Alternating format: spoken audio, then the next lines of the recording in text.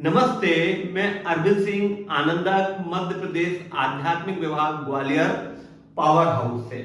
मैं अपनी बात को जारी रखूंगा। जैसा कि मैंने पिछले संडे को कहा था कि कोई भी बात आपको मेरी माननी नहीं है, जानना है यानी जांचना है। और जांचने के बाद यदि आपको लगता है कि जो बात कही जा रही है ये सही है, तो फिर उसको स्वीकार करना है। तो जब आप उस चीज को स्वीकार करेंगे तो जो मैं कह रहा हूं वो सत्य है, वो आपको समझ में आ जाएगा। तो आज हम बात करेंगे सेल्फ इमेज के ऊपर, आत्म छवि के ऊपर, कि एक्चुअल में ये जो खुशी है या आनंद जो है, इसमें ये जो सेल्फ इमेज है, हमारी जो आत्म छवि है, वो अपना क्या रोल प्ले करती है, जिसके कारण हमें सफलता मिलती है या खुशी मिलती है, या हम असफल होते हैं या दुखी होते हैं। तो आत्म छवि के बारे में एक सूक्ति है कि उन लोगों के सिवा किसी ने भी कभी कोई विशेष चीज हासिल नहीं की जिन्होंने यह विश्वास करने की हिम्मत की है कि उनके भीतर की कोई चीज परिस्थितियों से श्रेष्ठ है। देखिए, मैंने जो अभी सूक्ति कही उसको आप ध्यान से धीमे धीमे देखें कि उन लोगों के सिवा, वाइफरकेशन हो गया, कि उन लोगों के सिवा किसी ने भी कभी कोई विशेष चीज हासिल नहीं की जिन्होंने यह विश्वास, अब देखिए दूसरी चीज क्या निकल के आ रहा है, विश्वास करने की हिम्मत की कि उनके भीतर की कोई चीज जो है परिस्थितियों से श्रेष्ठ है। तो ये जो हमारी आत्म छवि है ना, ये हमारे विश्वास से बनती है। अब ये जो हमारे विश्वास है ये कहां से आते हैं, हमको थोड़ा सा ये देखना होगा। तो ये जो हमारे विश्वास है, ये हमारे अंदर जो पहले से प्रोग्रामिंग है, उस प्रोग्रामिंग के कारण आते हैं। अब यदि मेरे अंदर कुछ इस तरह के विश्वास पड़े हुए हैं कि मुझे खुशी मिल ही नहीं सकती, मुझे आनंद मिल ही नहीं सकता, तो अल्टीमेटली फिर मेरे साथ जिंदगी भर ऐसा ही चलता रहेगा।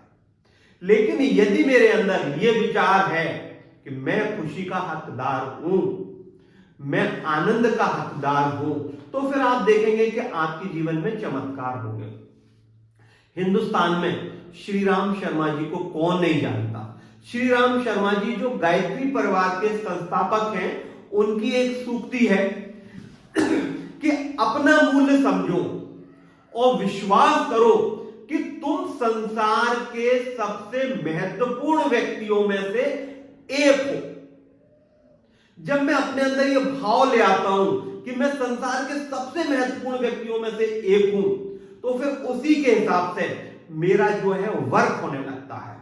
तो अब ये चीज हमारे अंदर कैसे आएगी? ये आएगी सिर्फ और सिर्फ हमारे विचारों से। अब इस विचारों को समझने के लिए भी हमें क्या करना पड़ेगा? हमें एक ही ट्रायंगल है, सपना, कल्पना और विश्वास। सबसे पहले हमें एक कल्पना करनी होगी कि हम खुद का व्यक्तित्व किस तरह का चाह रहे हैं। यानी ये कल्पना है, ये कल्पना हमको तब आ पाएगी जब हमारे अंदर इस तरह का कोई सपना हो। और सपना हम जो आएगा, वो सपना हमारा तब साकार हो पाएगा जब हमारे अंदर विश्वास होगा। और इसका जो आधार है वो विचार है। एक विचार जो जिंदगी बदल दे। तो शुरुआत जो व्यक्ति की होती है ना, वो विचारों से ही होती है। विचारों के, हम इसको विचारों को ऐसे कह सकते हैं कि मनुष्य को जो ड्राइव कर रहा है, वो क्या कर रहा है, उसके विचार ही तो कर रहे हैं। यदि वो किसी जगह पे गया तो किसी विचार के कारण ही तो गया, और उस जगह पे वो नहीं गया तो क्यों नहीं गया? एक विचार के कारण। तो जब हम विचारों को समझने लगते हैं तो फिर हमें सारी चीजें बिल्कुल स्पष्ट होने लगती हैं। तो यहां पे मैंने एक चित्र बनाया है। इस चित्र को यदि आप ध्यान से देखें कि ये मनुष्य है। अब मनुष्य की ये जो डॉट डॉट है, ये उसकी खुद की लादी हुई सीमा है। वो बस अपने को इतना ही सीमित मान रहा है, जबकि उसके पास क्षेत्र कितना है? ये पूरा का पूरा क्षेत्र है। ये एक्चुअल में उसकी वास्तविक सीमाएं हैं। ये वास्तविक सीमाएं और ये पूरा का क्षेत्र उसके पास संभावना का क्षेत्र खुला हुआ है कि यहां तक वो पूरा का पूरा विकास कर सकता है।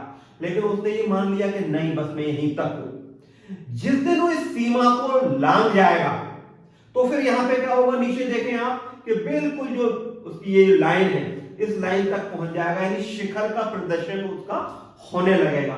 तो शिखर के प्रदर्शन के लिए, यानी टॉप पर पहुंचने के लिए आपको अपनी जो सेल्फ इमेज है, इस सेल्फ इमेज के ऊपर काम करना है।